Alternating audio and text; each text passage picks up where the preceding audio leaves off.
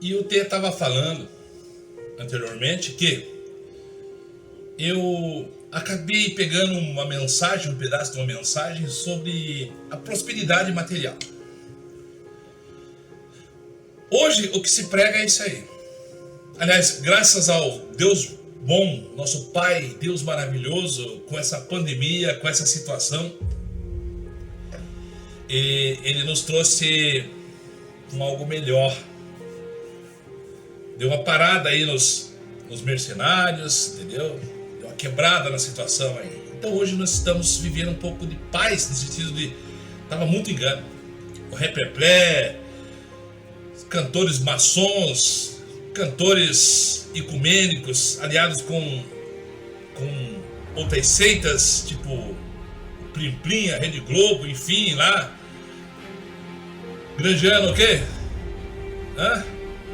Lá naquele programa Promessas? Dinheiro, Deus mamon, grana, holoforte e fama. Pregando libertinagem, pode isso, nada disso, não sei o que, blá, blá, blá, blá, blá, blá, nada de evangelho. A boca de Satanás, como eu digo, que é sempre está sendo usada na tecnologia, na televisão, nos programas abertos aí, tipo R.R. Soares, Valdomiro Santiago, você pode observar. Você nunca vê eles pregando contra o pecado. Só pregam aquilo que lhe interessa e bajulam as pessoas. Bom, está escrito, né? Cercar-se-ão de mestres segundo as suas próprias cobiças. O povo quer dinheiro, quer ficar rico, quer ser curado, quer... Cercar-se-ão de mestres segundo as suas próprias cobiças. E eles, os mercenários, falsos profetas, bajularão. Está escrito, tá? Vai ler lá. Bajularão por motivo interesseiro. Eles vão se cercar de mestre. Os mestres vão bajular por motivo interesseiro. Então é isso que você vê hoje na igreja moderna. Qual igreja que acerta? Qual que é a igreja salva de Cristo? Do Valdomiro, do RR, da Assembleia de Deus, da Quadrangular? Qual a igreja certa? Não existe, irmão. Existe um povo zeloso de boas obras. O povo zeloso de boas obras, esse será salvo. 7 cartas do Apocalipse, uma só, plenamente é salva. Filadélfia, os fiéis. Filadélfia, lembra fiel. Filadélfia, lembra fidelidade. Então a Filadélfia é um povo zeloso. É esse povo que o Senhor vai buscar. E eu, pensando e ouvindo aquela mensagem que eu estava dizendo para vocês sobre as bênçãos materiais, então eu guardei uma mensagem, como o pastor disse, até vou citar o nome dele, pastor Hernando Santos, que tinha saído do sistema, o Deus mamão, agora voltou de novo para o sistema. Prega Jesus, tudo, mas ele voltou para o sistema. Pregação é meia hora de pregação, 40 minutos vendendo CD, pendrive e mensagem. E o direito autoral é dele e do canal dele, né? Que até me ameaçou excluir meu canal, processar. Tem uma empresa que está cuidando para mim, meu canal vai processar você está usando as mensagens para ganhar dinheiro. Eu nunca ganhei dinheiro. Meu canal nunca foi monetizado. Só uma denúncia aqui para você entender como que é o sistema mamon. Mas ele, tempos atrás, ele tinha saído do sistema mamon, que é vender pendrive, vender o evangelho, pastor Hernando Santos. E eu peguei uma mensagem, eu gostei. E vi que aquilo era de Deus. Ele pregando contra o Deus mamon, contra o erro de buscar essas coisas, de buscar dinheiro, bênção, cura, essas coisas. É legítimo que nós passamos a buscar, mas que ela não pode virar rotina, ela não pode virar, como se diz, centro. Não, tenho que buscar lá, cura, dinheiro e bênção. Se eu não tiver a cura, se eu não tiver as bênçãos, então eu não sou de Deus. Eles até dizem isso. Malafaia que disse uma vez, né? Se você não vai bem, se você não prospera, se você está doente, tem alguma coisa errada na tua vida. Não é assim que eles falam? Eu quero dizer que a palavra de Deus é riquíssima no assunto de finanças. Se você está vivendo em miséria, tem alguma coisa errada que você precisa descobrir na palavra de Deus. Essa que é a verdade. Brincadeira, sabe o que diz a teologia da prosperidade?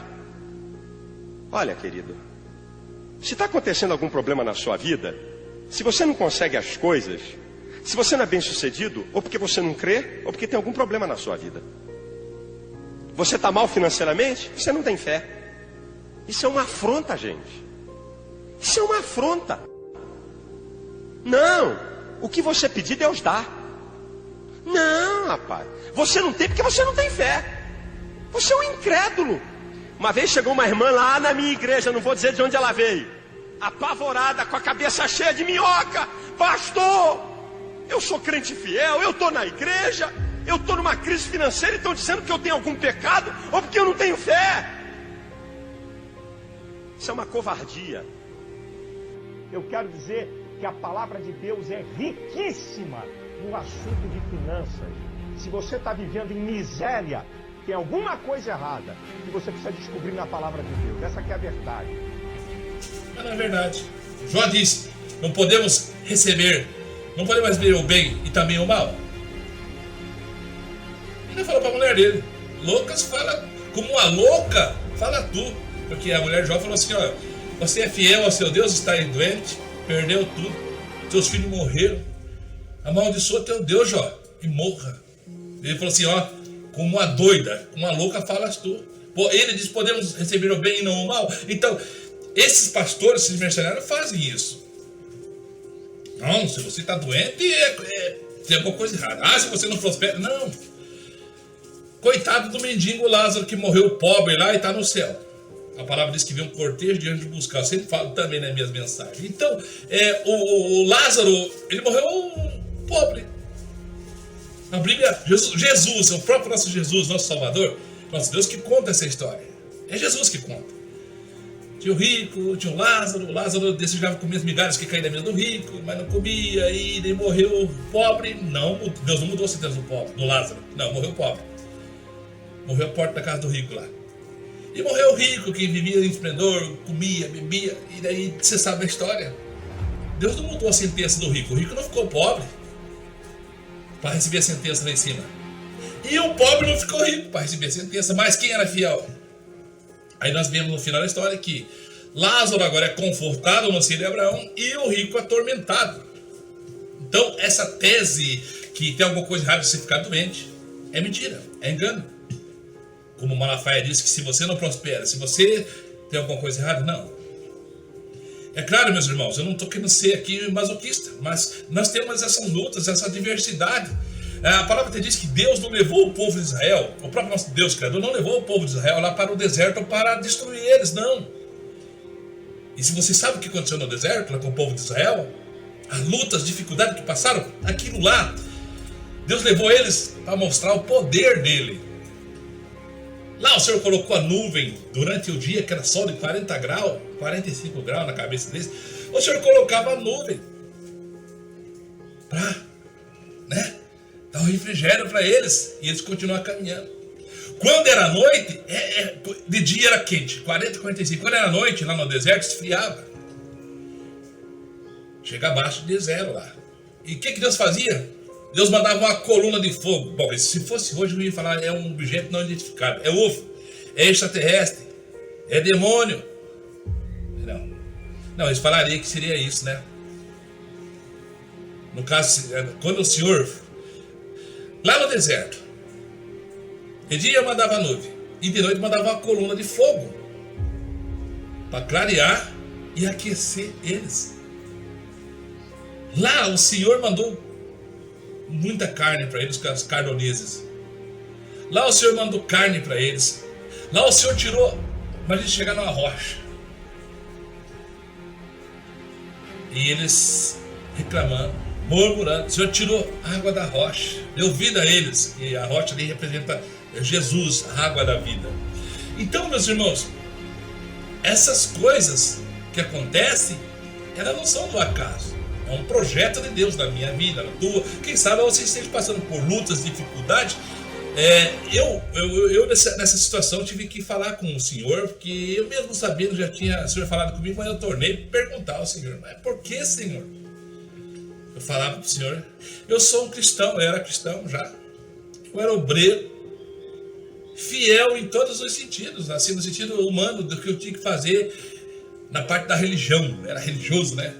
Então eu dizimava, eu ofertava, eu vivia meu casamento honestamente, eu não tinha pecado de traição, nem da parte minha, na minha família estava tudo certinho nesse sentido, vivendo a verdade, vivendo aquilo que Deus ensina, que Deus manda fazer. De repente começa a acontecer um monte de coisa. Mas Deus falou que ia fazer, que ia me quebrar, que ia dar uma aprovação para mim. E deu.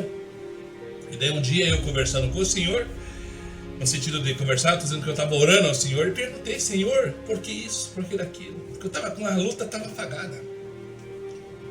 Perdi todos os meus bens materiais, perdi família, perdi filhos, perdi esposa, perdi tudo, fiquei na rua. E aí eu falava, Senhor, por que isso? Mas quando nós conhecemos a Escritura, então a gente entende. Eu conhecia a Escritura, mas não entendia. O Espírito Santo me levou lá na mensagem. Continuando, irmãos, tive um problema aqui. Vou continuar naquela mensagem. Continuando nessa mensagem, a explicar a você daquilo que eu passei, e eu então questionei ao Senhor o porquê que eu estava passando aquilo. E o Senhor me levou lá na situação de Davi. Veja Davi, segundo o meu coração, eu escolhi segundo o meu coração. E agora ele está numa situação difícil. E o que Davi cometeu? Cometeu um assassinato. Ele adulterou. E eu fiz aquela reflexão. Falei, mas eu não fiz isso. Então Deus me mostrou que Davi, sendo segundo o seu coração, errava feio. Errou feio. Segundo o coração de Deus, ele falou, ainda pecou. Adulterou. Mandou matar. E ele era segundo o coração de Deus. Quem sou eu? Eu não sou nada. Quem é você? Você não é nada. Temos a ideia de que somos chamados e pela fé e pela palavra e nós obedecemos. Aí o Senhor me levou nesse texto de Davi e daí me levou no outro texto. Ali me levou a mostrar lá Jonas. Jonas era um filho de Deus, era um profeta, e o Senhor mandou ele fazer algo. E ele fugiu. Ele não queria ir lá em Nínive pregar a palavra de Deus. Ele não queria ir. Ele foge e ele entra então na prova, né? Tem tempestade, onde está naquele barco que ele tinha entrado e tinha fugido. Então lá começa a acontecer o quê? Um grande vendaval. E lá descobre, e ele confessa que o problema é ele. Então no meio daquela tempestade ele é lançado no mar. Então ele entra na tempestade e traz junto aos outros aquela tempestade. Chega ao ponto de ter que jogar ele no mar para que se aplaque a ira de Deus. E lá ele, segundo a palavra, Deus manda uma baleia, aquela baleia engole ele e ele se sente como no inferno, nas entranhas do peixe, algas, calor, pouco ar. Então ele fala que se sente como no inferno. E a palavra diz que então ele ora. E Deus restitui sua sorte. Manda o peixe lá, o peixe, né, joga na praia lá. Mas ele passou por aquilo por causa do quê? Desobediência. O chamado e dentro do chamado, desobediência. Pagou um preço muito caro. E quase perde a sua salvação. Quase perde a sua vida. E Deus mostrou aquilo. Você viu por que ele estava lá? Eu falei, Senhor, foi por desobediência. Mas eu, Senhor. Então eu prossegui. Pensei, não, Senhor, mas eu não. Tudo que o Senhor tem mandado, como disse, sendo um crente fiel, buscando ser fidelidade, buscando a fidelidade, buscando ser fiel. Tudo que o Senhor colocou nas minhas mãos, como cooperador, desde a porta, como obreiro, eu fiz. Tudo que o Senhor mandou, tocou no meu coração para fazer, eu fiz, Senhor. Então eu não estou lá enquadrado como Davi, não estou enquadrado como Jonas. E naquelas orações, naquelas campanhas que eu estava fazendo para mim mesmo ali diante do Senhor, buscando particular, naquelas situações que eu estava passando, aí o Senhor me levou também ao texto lá do Jó. Homem íntegro e reto. E ele era bem de vida, já era bem de vida. Deus abençoava. Tanto que o diabo usou isso para acusar Jó. Acusou de muitas coisas. E Deus me mostrou que mesmo Jó sendo íntegro, reto, um homem temente a Deus, ele foi provado. Foi testado. E com isso, ele teve que passar perdas e danos. Então eu entendi, poxa, se ele sendo justo, íntegro e reto, passou, quem sou eu? Daí entendi que tudo aquilo que eu estava passando, intermédio da palavra de Davi, de Jonas e agora de Jó, era um propósito que Deus tinha na minha vida, em me provar. Assim eu entendo também que o propósito da vida de cada pessoa que nasce aqui na terra está na mão do Senhor e Ele vai provar, se necessário for. Porque Ele diz lá no livro de Zacarias, e eis que eu provarei, purificarei a terça parte da humanidade, dos homens. Eles serão meus filhos, e eu serei seu Deus. E todas as vezes que eles clamarem, orarem a mim, e eu ouvirei dos céus. Então, meus irmãos, tudo um propósito. Ele vai provar a tua fidelidade, Ele vai te dar vitória nas situações, Ele vai ouvir sua oração. E dentro desse contexto, então, observa o quê? Que o que eu aprendi, que nós não precisamos buscar as coisas materiais nem terrenas. Aquilo que é para ser para você, vai ser para você. Outras coisas vêm a prova, vem as situações difíceis, mas também uma coisa que vem atrás que você não percebe. Que não é necessário buscar isso. Eu aprendi, como disse com o pastor Hernando Santos, que ele fala assim, que quando você se converte, vem todas essas coisas, não vem? Você vai ser perseguido, vai ser odiado, vai vir aprovação, entendeu? Vai vir tudo isso. Mas tem uma coisa que vem que ninguém para pensar. E é o que as pessoas buscam: prosperidade. Irmãos, não é necessário. A prosperidade material, aquilo que é para ser teu, ninguém vai tirar. E elas vêm a reboque atrás.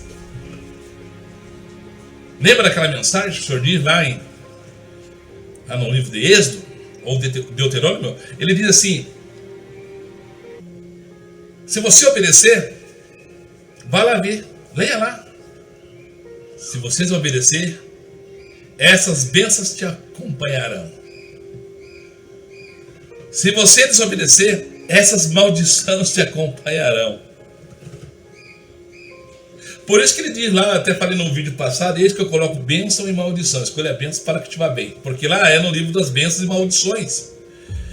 Então quando você passa a reconhecer Deus como Pai, como Criador, Jesus como Salvador, intercessor, como teu advogado, que é necessário você ter, e você vive os ensinos, decretos e mandamentos, então as bênçãos do Senhor, elas vêm a reboque para você. Está atrás já, está vindo. E elas vão se materializando na vontade de Deus, não é na nossa. A palavra diz que Deus nos ouve em tudo. Ele ouve em tudo, agora vai dar tudo. Ele vai conceder para mim e para você aquilo que ele acha que é bom, que vai ser bom. Tem uns pregadores que falam umas ideias, uns figurativos assim bem legal, né? Eu trabalho, ganho um salário, 2 salários mínimos. Só que eu quero ter uma mansão. Mas eu não posso pagar nenhum imposto. A mansão de R$1 milhão. Aí eu vou pagar como esse imposto? Aí eu peço uma Ferrari. Uma Ferrari que vale 4 milhões. E daí? Eu tenho dinheiro, eu ganho 2 salários mínimos. Ganho R$2.000, 2.200 por aí. 2.600. Aí eu não tenho condição de pagar nem o IPVA da Ferrari. Então, irmão, são lógicas da vida. Que Deus, Ele faz tudo perfeito na minha vida e na tua. Tenho certeza. O salmista Davi disse fui moço. Hoje eu sou velho. Ele disse isso quando estava na velhice.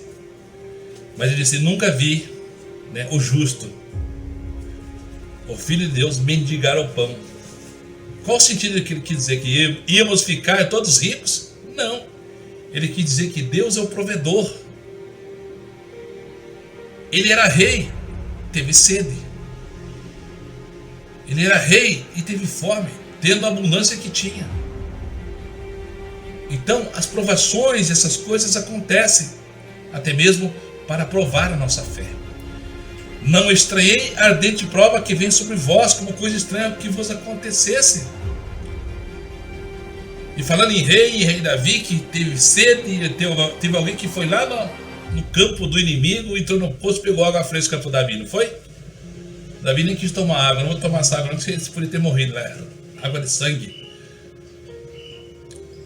Davi teve fome, comeu os pães lá no tabernáculo. Então isso é para você ver as provações que se passam. Jesus, o verbo de Deus, que criou tudo, criou você, o Filho de Deus, que sem ele nada teria existido, Jesus. Olha, Jesus é tão interessante, é tão maravilhoso de pensar nisso, que Jesus teve fome, Jesus teve sede, Jesus teve canseira. Jesus passou por tudo que um ser humano passa, só não pecou. Ele passou por tudo. Medite nisso, pense nisso, reflita. O Filho de Deus, o Criador de tudo. Tanto que o Satanás chega lá, ó, tá com fome, né? 40 dias jejuando, ó. Se você é filho de Deus mesmo, faz com essa pedra aqui e transforma em pão. Mas Jesus disse, mas também está escrito que nem só de pão viverá o homem, mas de toda palavra que sai da boca de Deus. Jesus venceu o diabo pela palavra, e é o que eu e que você devemos vencer o inimigo, vencer o sistema dos tais que são iluminados, dos senhores deste mundo caído. Vamos vencer ele pela palavra. Ainda que tire a nossa vida, ainda que nos prendam, ainda que nos joguem na cisterna, nós somos mais que vencedores. Nós podemos todas as coisas, como disse o apóstolo Paulo, e podemos mesmo. Eles podem tirar a nossa vida. Eles podem nos tirar o fôlego. Eles podem ceifar a nossa vida. Eles podem fazer isso. Mas a palavra diz, não temam aqueles que podem te prender, não temam aqueles que podem matar a carne e nada mais pode fazer. Temei antes aqueles que podem matar a carne e lançar a carne e o espírito no inferno. A esse digo a vós, a esse temei. Então, meus irmãos, meus amados, por mais que já está sendo uma grande perseguição, as leis do anticristo já estão implantadas e já estão sendo direcionadas às pessoas. Eu ouvi essa semana um pastor sendo preso por pregar a palavra. Leis sendo aplicadas que não pode nem fazer oração mais, que você pode ser preso porque você não pode nem expulsar o demônio mais. Você falar do pecado, do sodomismo, dos efeminados, dessa geração perversa, dos roubadores, então é discurso de ódio. Temas e mais temas estão sendo proibidos de falar. Sobre aquilo que Jesus disse das pestes, haverá pestes, não pode falar das pestes. Fome e engano, não pode falar da fome mais também, porque se você fala da fome, você vai falar do governo que está pegando os impostos e não está aplicando para a população. Jesus disse que haveria dissensão, guerra, rumores de guerras. E nós vivemos as guerras materiais e espirituais. A liberdade sendo cerceadas. O demônio da Crácia não existiu, era só fantasia, era só mundo de Bob, era só no país, lá no país da Alice, né? Alice no País das Maravilhas. Isso era o demônio Crácia. O demônio tem trabalhado e tem derrubado. O demônio tem feito um estrago imenso, colocando a divisão entre os poderes deste mundo. Eles estão divididos, e tem que ser assim para que venha a destruição. Um reino dividido a si próprio se destrói. Eles estão divididos. Então, meus queridos, o que eu deixo para vocês aqui nesse vídeo é Salmo 37, né? Entrega o teu caminho ao Senhor, entrega para Ele, confie nele, obedeça a Ele, viva o Evangelho, viva os ensinos, confia nele e Ele tudo fará para você. Ele vai resolver teus problemas que você não pode resolver. O que você pode, ele não vai interferir, mas o que você não pode, Ele vai fazer. Ele vai te dar sabedoria, unção, graça, ensino pelo Espírito Santo que está aqui na terra, que está do teu lado, que está do meu lado. Ele vai colocar palavras na tua boca, vai falar ao teu pensamento, ao teu intelecto e mostrar para você. Não via, não sabia, nossa, que maravilha. Deus fala com os seus, Deus fala com seus filhos, Deus fala com o seu povo, intermédio da palavra e na sua consciência também. Deus fala. Ele te lembra a palavra, ó, eu disse lá na minha palavra, lá eu fiz lá e faço aqui também. Ó, aquilo lá não era para você, mas é exemplo que eu posso fazer, então crie e obedeça. Então, meus amados, estamos caminhando para a reta final. A verdade virou mentira, a mentira virou verdade. O mundo caído do sistema daqueles que se diz do mundo sustentável, a grande Torre de Babel está aí. Qual que é a Torre de Babel? Hoje, a Torre de Babel moderna é qual que é? É a ONU. É o projeto da ONU, é a Torre de Babel. A Torre de Babel moderna é os iluminados, daqueles que dizem, vamos implantar essa geração e dessa forma nós vamos prevalecer, Deus não vai nos destruir. Lá na Torre de Babel, de Nirod, eles fizeram isso. Vamos construir, vamos chegar às alturas do céu e nós vamos criar uma só língua, nós vamos criar uma só nação. Um só povo. Estavam afrontando Deus. Hoje tem os tais, a mesma geração lá de Nirod, que vem atuando. E hoje, é claro, 2000 anos depois, então eles trabalham para a implantação do mundo globalizado, desse mundo sustentável. Vamos fazer tudo isso que não vai acabar a Terra e nós não vamos. A Terra vai sempre existir, vai ser eterna. Vamos emergir uma Terra nova, numa só nova ordem mundial, numa só lei, salário universal, lei universal, um só tribunal, que é o governo do anticristo. É o Nirod. É o Nirod lá do tempo passado que atua hoje na vida daqueles que se dizem iluminados. Que quando chega ao conhecimento do grau 33, na idade de Cristo, então agora somos igual a Deus. E com isso, meus queridos e amados irmãos, o mundo caminha para a reta final, a vinda do anticristo, o final do mundo e as intempéries e os cataclismas vão acontecer.